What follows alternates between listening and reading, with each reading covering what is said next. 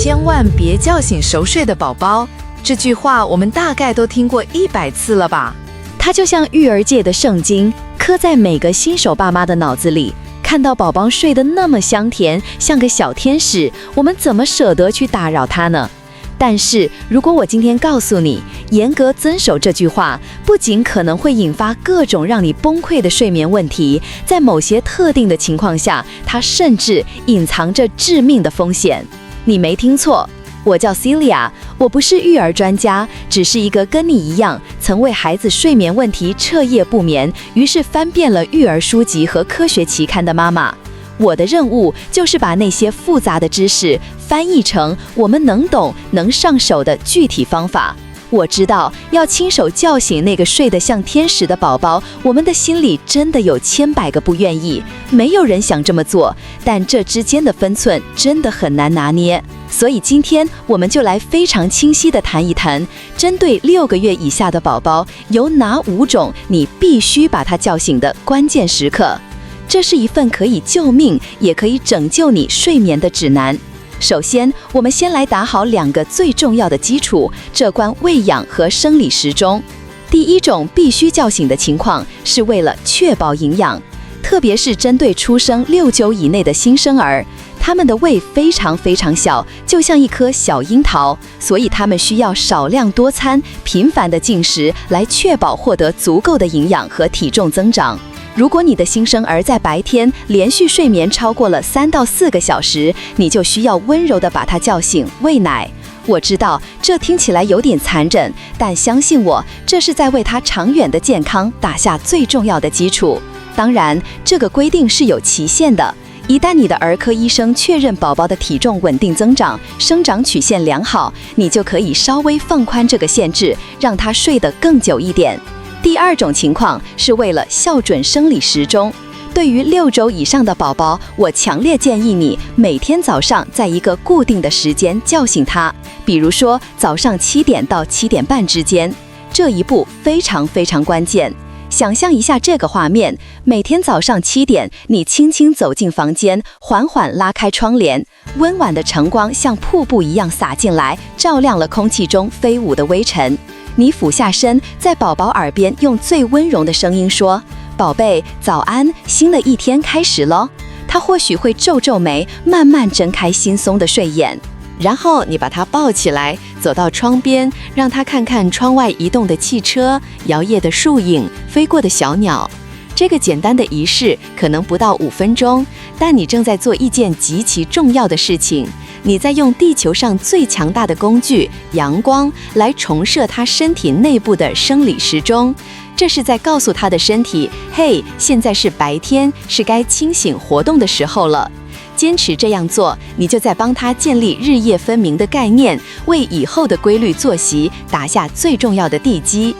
但说到这里，我知道很多妈妈心里最大的痛点，可能还不是这2个，而是那个最让人崩溃的梦魇：为什么我的宝宝一到晚上就不睡觉？你的宝宝是不是也这样？白天是个睡神，一沾枕头就睡得天昏暗地，可一到晚上，特别是半夜，眼睛瞪得像铜铃，精神好的像要去开派对，可以自己咿咿呀呀玩上2、3个小时，把你跟队友搞得筋疲力尽，濒临崩溃。这种让人绝望的日夜颠倒，根本原因到底是什么？这就带到了我们今天最核心的第3种你必须叫醒宝宝的情况。为了管理他的睡眠总量，这背后有一个所有新手爸妈都必须理解的核心概念，我称之为睡眠银行账户。请你记住这个数字：一个0到3个月大的婴儿每天所需要的睡眠总量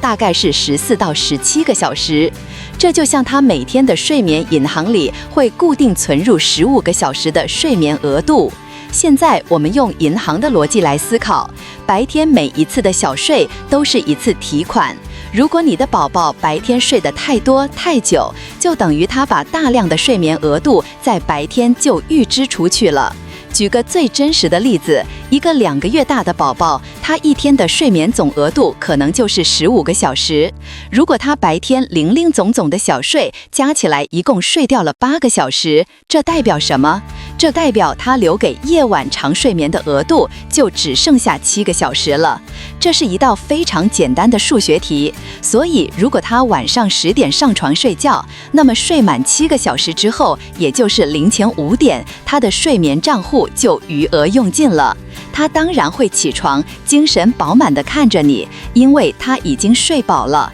他不是在捣蛋，他只是遵循他身体的睡眠需求而已。所以，如果你正为宝宝晚上不睡而烦恼，解法往往不在晚上，而在白天。你需要做的就是主动介入，去管理他白天的提款行为。当他白天单次小睡超过一定时间，比如2个半或3个小时，你就需要温柔地叫醒他，打断这次小睡。这不是剥夺他的睡眠，而是在帮他把宝贵的睡眠额度更多的存到晚上来使用。你是在为他，也是在为你自己争取一个更完整的夜间睡眠。你家的宝宝白天都睡多久呢？在下面留言分享一下，我们一起来算算，是不是不小心预支了晚上的睡眠额度。好，理解了睡眠银行的概念，我相信你已经解决了一大半的睡眠困惑。但接下来我要说的第4点，重要性远超过前面3点的总和。它不是关于睡得好不好的问题，而是关乎生死。第4种，也是最紧急、最不容妥协，必须叫醒宝宝的情况，是为了避免致命的安全风险。请你听清楚，绝对不能让你的宝宝在任何有角度的装置里长时间睡觉，这包括已经拿出车外的汽车安全座椅、婴儿摇椅、安抚椅、秋千，任何让它不是完全平躺的装置。为什么？因为一个词，姿势性窒息。婴儿的脖子肌肉还非常软弱，没有力量支撑他们相对沉重的头部。当他在这种倾斜的座椅上睡着时，肌肉放松，他的头会很自然地向前倒下，下巴就这样重重地压在他的胸口上。这个动作会立刻压缩并阻塞他脆弱的呼吸道。你知道那是什么感觉吗？这就像是有人让你试图用一根被完全捏扁的吸管来呼吸。你现在可以试试看，轻轻捏住鼻子，只用嘴巴，像透过一根被挤压过的吸管来呼吸，是不是感觉瞬间窒息，完全吸不到空气？这就是你的宝宝可能正在经历的。而这件事最可怕、最恐怖的地方在于，这个过程是完全无声，而且肉眼极难察觉的。宝宝不会哭，不会挣扎，因为他根本发不出声音，他就只是静静的，看起来像睡得很熟一样，但其实他的大脑和身体正在因为缺氧而遭受不可逆的损伤。你可能就坐在他旁边滑手机，以为他睡得很安稳，但悲剧正在悄无声息地发生。每次我读到相关的医学报告和真实案例，我的心都会揪成一团。这真的是我们作为父母最不希望，也最需要用尽全力去预防的悲剧。所以行动指令非常明确，如果你的宝宝不小心在气座里、在摇椅上睡着了，请你立即马上温柔地把他抱起来，移动到一个平坦坚实的睡眠表面上，比如他的婴儿床或者符合安全标准的睡篮里，让他完全平坦。哪怕这会吵醒他，哪怕他会因此哭闹，都比那1/1000的风险要值得100万倍。OK， 深呼吸一下。我知道刚刚那点很沉重，但这太重要了，我必须要让你知道。最后，第5种需要叫醒宝宝的情况，是为了保护夜晚的睡前程序。这一点主要针对4个月以上就寝时间开始变得比较固定的宝宝。这个年纪的宝宝在晚上入睡前，通常需要2到2.5个小时的清醒时间，来累积足够的睡眠压力，也就是我们常说的困意。所以，如果他傍晚的最后一次小睡结束的时间距离他平常固定的上床时间太近了，你就需要叫醒他。举个例子，你的宝宝通常是晚上8点上床睡觉，但他傍晚的小睡一不小心睡到了晚上7点才醒，这意味着到了8点，他其实才清醒的1个小时，他身体里的睡眠压力根本还不够，他一点都不想睡。这时候你硬要他上床，他很可能就会用哭闹反抗来告诉你，妈妈，我还不累。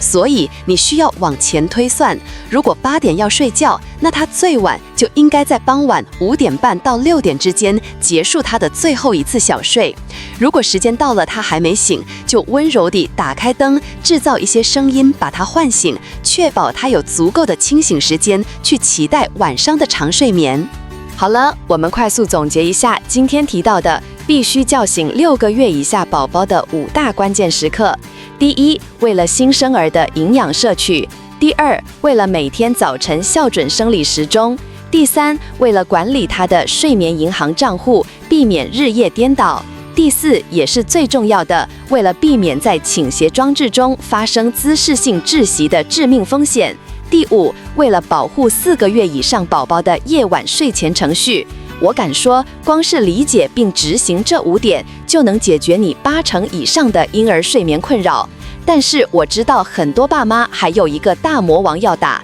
那就是宝宝的小睡，每一次都只睡20-30分钟就醒，让你一天要崩溃好几回。关于如何延长宝宝小睡的具体技巧，我们下支影片会专门来深入探讨。如果你觉得今天的内容对你有一点点的帮助，或者你想继续看到更多像这样把复杂育儿知识翻译成大白话的内容，请务必帮我按个赞，并且订阅我的频道，打开小铃铛，这样你才不会错过下一支更精彩的影片。你知道的，像这样比较硬核、挑战传统观念的内容，有时候也可能引来争议。